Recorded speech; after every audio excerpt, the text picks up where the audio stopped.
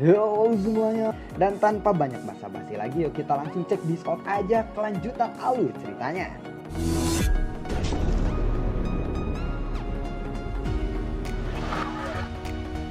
Di episode sebelumnya, Xiaoyan yang merencanakan untuk bergegas menuju makam iblis kuno.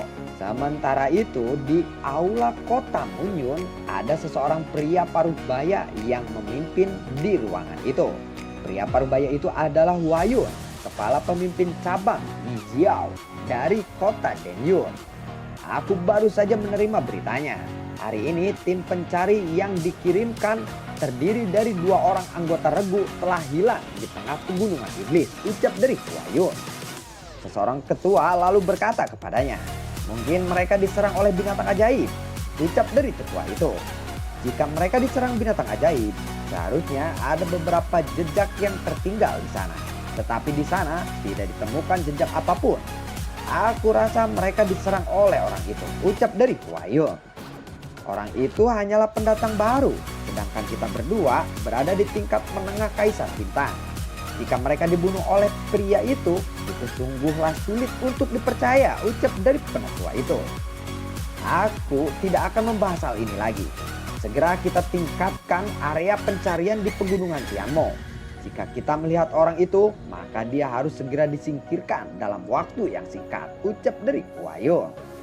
Sementara itu di sebuah gua yang tenang, Xiaoyan sedang berkomunikasi dengan Zanlao. Zanlao, jadi keempat pilar cahaya ini adalah skill bertarung, tanya dari Xiaoyan. Ya, tingkat skill bertarung setelah melampaui tingkat surgawi adalah Gongfa. Gongfa sendiri dibagi menjadi beberapa peringkat. Setiap peringkat dibagi menjadi tingkat primer, menengah, dan lanjutan. Kamu bisa memilih dari yang paling kanan dulu. Nanti aku akan membantumu untuk memodifikasi skill tempur di tubuhmu itu, ucap dari Zanlao. Xiaoyan lalu mengangguk. Terima kasih Zanlao, ucap dari Xiaoyan. Xiaoyan kemudian memberikan semua skill bertarung yang dia rasa bisa digunakan kepada Zanlao. Memodifikasi keterampilan bertarung ini juga membutuhkan waktu tertentu. Zanlao lalu meminta Xiaoyan untuk pergi ke sisi pelatihan skill bertarung dari sinar cahaya paling kanan terlebih dahulu. Di depan seberkas cahaya biru samar di paling kanan, Xiaoyan dengan hati-hati melihat ke dalamnya. Lalu sebuah gulungan berwarna merah memancarkan kekuatan yang aneh ada di sana. Apakah ini teknik bertarung yang melampaui surga? Tanya dari Xiaoyan. Xiaoyan lalu mengulurkan telapak tangannya dan meraih pilar cahaya itu. Pada saat Xiaoyan menyentuh cahaya itu, cahayanya telah menembus ke dalam tubuh Xiaoyan. Dan segala informasi segera membanjiri ke dalam pikiran Xiaoyan saat ini. Api yang menyala-nyala, sebuah nama masing-masing muncul di benak Xiaoyan. Pada saat ini pikiran Xiaoyan memunculkan gambar-gambar aneh. Dalam gambar itu, seseorang pria tua berjubah hitam dengan rambut hitam panjang muncul di mata Xiaoyan. Xiaoyan tidak bisa melihatnya dengan jelas, tetapi sikapnya yang mengesankan mengejutkan Xiaoyan. Xiaoyan lalu memperhatikan bahwa pria berjubah hitam itu sedang memegang pedang. Dan pria itu sedang bertarung melawan orang-orang Haipo. Melihat pedang warna-warni yang dipegang oleh orang-orang Haipo, Xiaoyan terkejut apakah ada lebih dari satu pedang kuno yang berada di benua ini. Atau orang-orang Haipo yang sekarang adalah penguasa dari generasi sebelumnya. Pada saat ini pria berjubah hitam itu mengayunkan pedangnya dan tanah yang diinjak oleh orang Haipo tiba-tiba mendidih, memancarkan panas sehingga mereka tidak berdaya. Aku rasa ini adalah teknik yang benar-benar melampaui skill bertarung tingkat langit, ucap Xiaoyan yang melihat gambaran itu. Dia percaya bahwa suatu hari nanti dia bisa mencapai level itu. Tidak sampai di situ. Dia kemudian melihat di atas permukaan danau terlihat orang-orang Yizhao di sana. Sosok berjubah hitam perlahan mengangkat pedang raksasa berwarna-warni. Sosok berjubah hitam itu perlahan menghilang dan dengan cepat muncul di bawah air terjun. Sosok itu mengulurkan tangannya dan cahaya api dan pedang kuno di tangannya lalu bergejolak. Sosok itu lalu berteriak, "Pyro Blast!" Suara gemuruh tiba-tiba meledak. Kemudian gelombang panas yang bergejolak menyambar ke seluruh lembah. Permukaan danau jadi meledak. Kilatan yang menyambar di seberang danau menciptakan gelombang air setinggi 10 meter yang menghantam ke air terjun. Wah! Pada saat ini arus air terjun telah terputus. Batu besar di belakang air terjun pun membentuk selokan yang menyebabkan air di danau pun surut, memperlihatkan dasar dari danau itu. Air terjun yang mengalir di atas tebing pun berhenti selama lebih dari 20 detik sebelum terus mengalir secara perlahan. Xiaoyan yang melihat itu, dia lalu berkata, "Jadi ini adalah kekuatan yang melampaui skill bertarung tingkat surga," ucap dari Xiaoyan. Setelah itu gambar di kepala Xiaoyan pun memudar. Matanya tiba-tiba terbuka.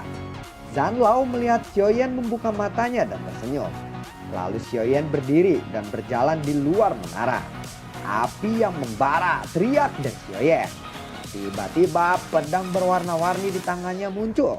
Lalu Xiaoyan menebaskan pedangnya ke arah air terjun. Iya! Buar! Air terjun pun terputus dan meledak. Dan di permukaan danau di dasar lembah beberapa percikan air besar berhamburan.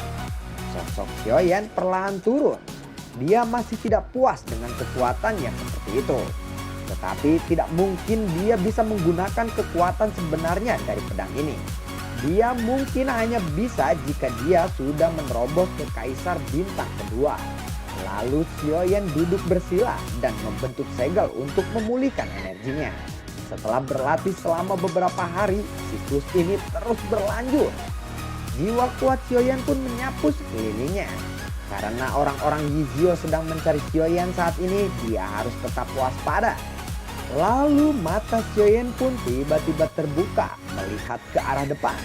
Tubuhnya dengan cepat mundur, tetapi sebelum dia bisa bersembunyi, sosok orang di depannya cepat muncul. Melihat orang itu, Xiaoyan lalu berkata, "Orang-orang klan Xiao." Tanya dari Xiaoyan. Orang itu lalu berkata, "Xiaoyan, akhirnya aku menemukanmu. Aku punya sesuatu untuk didiskusikan denganmu. Aku Xiaoyong dari klan Xiao," ucap dari pemuda itu. "Xiaoyong? Oh, kamu ingin berbicara apa?" tanya dari Xiaoyan. "Aku mendengar bahwa saudara Xiaoyan adalah seseorang jenius dari klan. Jadi aku melakukan perjalanan khusus ke sini untuk meminta nasihat dari Xiaoyan," ucap dari Xiaoyong. "Benarkah itu?" tanya dari Xiaoyan. Xiaoyong sebenarnya hanya ingin tahu apa yang ingin dilakukan oleh Xiaoyan kali ini. Bakat yang dia punya tentu akan mempengaruhi murid-muridnya yang telah dilatih di klan sebelumnya. Dia takut bersaing dengan Xiaoyan jika Xiaoyan terus berkembang di tempat lain. "Kalau mau bertarung, ayo jangan banyak basa-basi lagi. Jangan pikir aku tidak tahu niatmu itu," ucap dari Xiaoyan. "Kalau begitu aku akan mengambil hidupmu hari ini," ucap dari Xiaoyong. Tetapi pada saat ini tiba-tiba ada beberapa sosok muncul di sekitarnya. Mereka adalah manusia iblis. Xiaoyan lalu berkata, "Jiao, oh Xiaoyong, bahkan kamu telah bergabung dengan orang-orang Yizhou untuk mencariku. Kalian benar-benar bajingan. Hari ini akulah yang akan membunuh kalian," ucap dari Xiaoyan. Meskipun dia berkata seperti itu, Xiaoyan tahu di dalam hatinya bahwa peluangnya untuk menang sangatlah kecil. "Aku rasa kamu tidak akan sanggup untuk menghadapiku kali ini," ucap dari Xiaoyong. Dan orang-orang Yizhou berkumpul dalam sekejap untuk mengepung Xiaoyan. Xiaoyan terkejut dengan perubahan mendadak ini. Xiaoyan melihat sekelilingnya untuk sementara waktu. Dia tahu bahwa situasi saat ini bukanlah yang bisa ditangani dengan baik. Sepertinya dia harus bekerja keras untuk bisa lolos dari sini kali ini. Saat tubuh Xiaoyan hendak bergerak, cincin di tangannya tiba-tiba menyala. Sebuah cahaya keemasan meledak dari tangan Xiaoyan. Pilar cahaya keemasan menembak ke arah langit. Suara auman naga lalu terdengar. Long Yan pun muncul dengan tubuh naganya. Lalu Long Yan menatap tajam ke arah Xiaoyong. Setelah itu dia segera melesat ke arah Xiaoyong. Xiaoyong lalu berteriak, Ground Blast Gun. Tombak emas di tangan Xiaoyong segera meledak. Serangan energi ditembakkan ke arah Longyan saat ini. Buar! Serangan itu membuat Longyan mundur beberapa langkah. Xiaoyan lalu berkomunikasi dengan jiwa Longyan. "Longyan, ayo kita pergi," ucap Xiaoyan di dalam hatinya. Xiaoyan lalu mengepalkan tangannya dan pedang besar pun muncul. Melihat itu, Xiaoyong lalu berkata, "Nah, aku akan memperlihatkan sekuat apa kekuatan Kaisar Bintang 2 kepadamu," ucap dari Xiaoyong.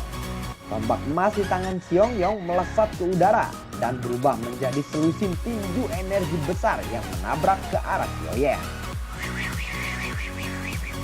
Xiaoyan lalu melambaikan tangannya, penghalang lalu segera terbentuk di depannya. Cucu buar! Penghalang Xiaoyan seketika telah runtuh. Tetap saja itu tidak bisa menghentikan serangan dari Xiaoyong. Xiaoyan segera berteriak, "Golden Emperor Blast Gun!" Pedang di tangan Xiaoyan segera diayunkan ke arah serangan Xiaoyong. Bletang buar! Melihat Xiaoyan dalam keadaan terdesak, Longyan menggeram marah kepada Xiaoyong. Xiaoyong lalu melambaikan tangannya. Telapak tangan energi segera ditembakkan ke arah Longyan. Buar! Tubuh Longyan pun jatuh ke tanah. Melihat itu, Xiaoyan segera berteriak, "Longyan!" Tangan Xiaoyan tiba-tiba mengepal dan api aneh tiba-tiba muncul di tangannya dan semakin membesar. Energi di sekitaran Xiaoyan pun tiba-tiba berubah. Api yang membara.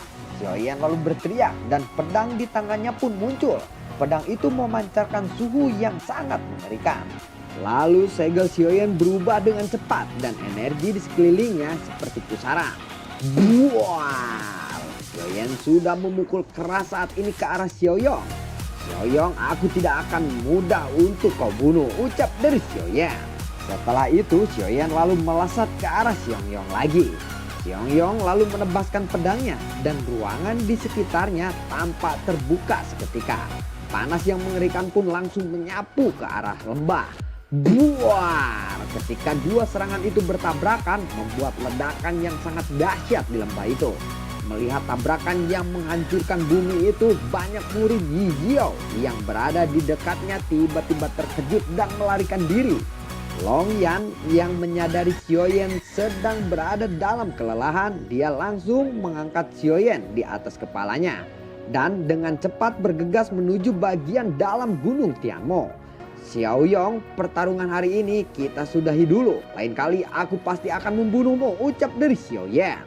Perubahan pada saat itu terlalu cepat hingga Xiaoyong tidak punya waktu untuk menjawab.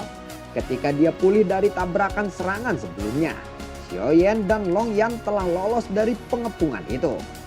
Melihat Xiaoyan telah berhasil lolos, Xiaoyong lalu berkata, "Ikuti aku." Dia berteriak kepada orang-orang dalam Yi Jiao. Kelompok itu tampak sangat patuh dan tidak berani mengabaikan sedikit pun perintah darinya. Dan dengan cepat melesat ke arah di mana Xiaoyan melarikan diri. Malam lalu menyelimuti bintang. Xiaoyan terus bergerak bersama Longyan saat ini. Sosok yang tidak terhitung jumlahnya melesat mengikuti Xiaoyan. Zanlao lalu berkata, "Aku tidak bisa untuk mengurus mereka semua. Cepat masuk ke pemakaman iblis itu," ucap dari Zanlao. Sosok ilusi tiba-tiba muncul di samping Xiaoyan. Sosok itu adalah Zanlao. Xiaoyan terkejut dan berkata, "Zanlao." Zanlao lalu tersenyum dan berkata, "Suruh Longyan untuk berhenti di tempat ini," ucap dari Zanlao. Xiaoyan pun menepuk tubuh Longyan dan mereka pun berhenti di atas pegunungan Tianmo. Pada saat ini orang-orang Yi Jiao masih mengejar Xiaoyan dan sudah sangat dekat. Xiaoyan lalu melambaikan tangannya, penghalang tak terlihat pun muncul dan terbentuk. Lalu wajah orang-orang Yi Jiao pun berubah saat melihat Xiaoyan membentuk penghalang. Xiaoyan hanya tersenyum melihat orang-orang itu. Zanlao lalu berkata, "Baiklah, mari kita buka jalan menuju pemakaman iblis," ucap dari Zanlao. Xiaoyan lalu mengangguk. Xiaoyan segera melambaikan tangannya dan menara Jinchen segera muncul dan tergantung di udara. Seluruh gunung Tianmo tiba-tiba bergetar. Tidak lama kemudian dengan suara terendam gerbang batu besar lalu pecah dan menunjukkan cahaya yang aneh. Orang-orang di sekitarnya yang melihat kejadian itu, mereka lalu berkata, "Apa ini? Ini adalah reruntuhan. Sebaiknya kita melapor ke kepala. Kita telah melihat gerbang batu ini muncul," ucap dari orang-orang itu. Lalu Zanlao berkata kepada Xiaoyan, "Bersiaplah untuk masuk. Situs ini sangatlah bermanfaat bagimu. Aku hanya bisa bertindak ketika nyawaku terancam saja. Hati-hatilah," ucap dari Zanlao. Xiaoyan lalu mengangguk. Sekitar 10 menit kemudian pintu gerbang batu itu sepenuhnya telah terbuka.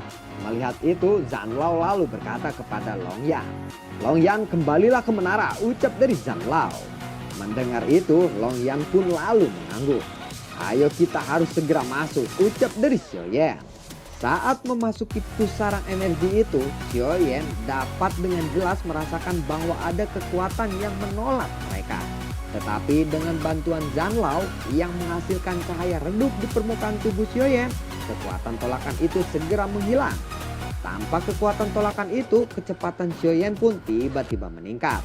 Dan beberapa menit kemudian di depan kegelapan, sebuah lubang cahaya pun muncul. Xiaoyan lalu bergerak menuju cahaya itu. Setelah muncul dari cahaya itu, Xiaoyan tiba-tiba berada di tanah yang luas dan sunyi.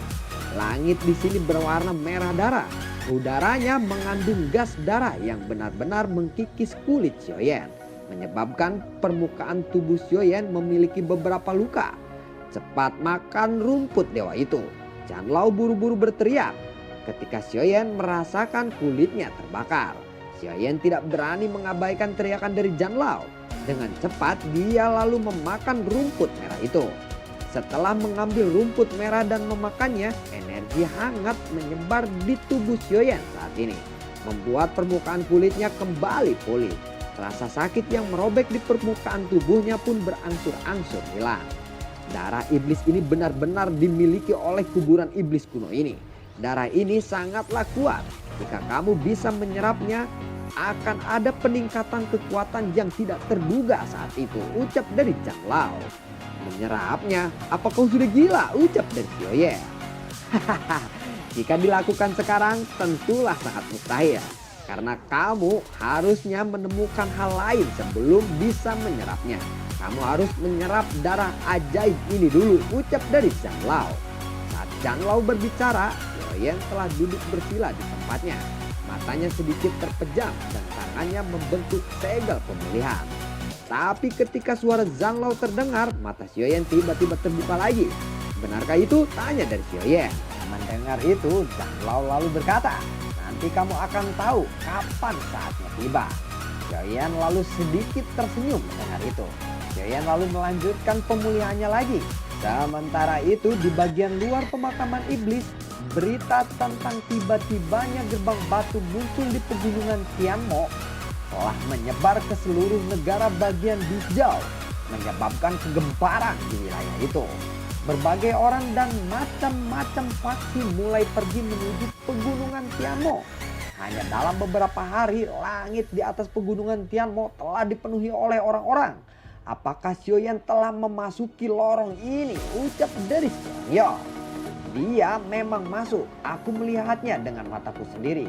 Dia dibantu oleh seseorang lelaki tua yang tiba-tiba muncul di sebelahnya," ucap dari seseorang pemuda berlogo Yizhou di dadanya. "Orang tua? Mustahil, aku tidak pernah menemukan orang lain di sampingnya. Anak sialan itu, bagaimana bisa reruntuhan kuno ini bisa diakses oleh orang biasa seperti dia," ucap dari Xiaoyong. Meskipun banyak orang kuat di seluruh negeri datang, tetapi tidak peduli seberapa keras mereka berusaha, mereka tidak bisa memasuki gerbang itu. Karena mereka dipantulkan kembali oleh suatu kekuatan yang tidak terlihat. Banyak orang kuat yang ingin memecahkan segel kekuatan penolakan ini secara paksa, tetapi tetap saja mereka telah gagal. Pada saat yang sama, ada kegemparan juga terjadi di antara orang-orang Xiao. Di aula orang-orang Xiao, ada seseorang pemuda berjubah putih yang sedang melapor kepada Xiaoli dan Xiaolong. Xiaolong lalu berkata, "Kamu bilang Xiaoyong, apa yang ingin dia lakukan? Binatang kecil ini, jika Xiaoyan sampai terluka, aku tidak akan membiarkannya hidup." "Bagaimana keadaan Xiaoyan sekarang?" tanya dari Xiaolong. Pemuda berjubah putih itu lalu berkata, "Saat kami baru saja tiba untuk melindungi Xiaoyan, Xiaoyong datang dan menyerang Xiaoyan. Di sisi Xiaoyong banyak orang-orang kuat dari klan Yijiao. Kami tidak berani untuk bertindak gegabah saat itu. Orang-orang Yijiao pun mengepung Xiaoyan. Pada saat itu sinar cahaya keemasan telah muncul. 9 naga guntur emas misterius muncul untuk melindungi Xiaoyan. Saat itu juga 2 jenis keterampilan hebat telah bertabrakan. Setelah beradu serangan, Xiaoyan pun pergi bersama naga itu ke puncak gunung Tiangmo. Mendengar itu, semua tetua menghela nafas lega. Xiaolong lalu berkata, "Tunggu, tadi kamu bilang 2 jenis keterampilan. Satunya mungkin dilakukan oleh Xiaoyong. Tetapi yang satunya, mungkinkah itu Xiaoyan?" Tanya dari Xiaolong. Pemuda berjubah itu lalu berkata, "Kami tidak terlalu jelas pada saat itu dan tidak bisa melihat dengan jelas. Tetapi salah satu keterampilan itu adalah The Golden Emperor Explosive Gun," ucap dari pemuda berjubah putih itu. Mendengar itu, orang-orang pun segera terkejut. Setelah beberapa saat, mereka pulih dari keterkejutan. Xiaoli lalu berkata, "Xiaoyong sudah bekerja sama dengan musuh untuk mengejar dan berencana membunuh anggota klan kita. Sesuai dengan aturan klan, kita harus memberi pelajaran pada pengkhianat. Semuanya tangkap Xiaoyong," ucap dari Xiaoli. Xiaolong lalu berkata, "Aku tidak peduli siapapun yang menggunakan keterampilan bertarung tingkat kedua. Jika Xiaoyan berada dalam bahaya, aku pasti akan turun tangan saat itu," ucap dari Xiaolong. Xiaolong pun segera berjalan keluar dari aula itu. Xiaoli lalu berkata, "Baiklah, ini belum terlambat. Mungkin pasukan musuh juga sedang bergegas ke pegunungan Tiangmo saat ini. Minta para tetua untuk mengerahkan orang-orang kita. Kita akan pergi ke pegunungan Tiangmo saat ini," ucap dari Xiaoli. Orang-orang pun segera keluar dari aula itu. Dan bagaimana kelanjutan ceritanya?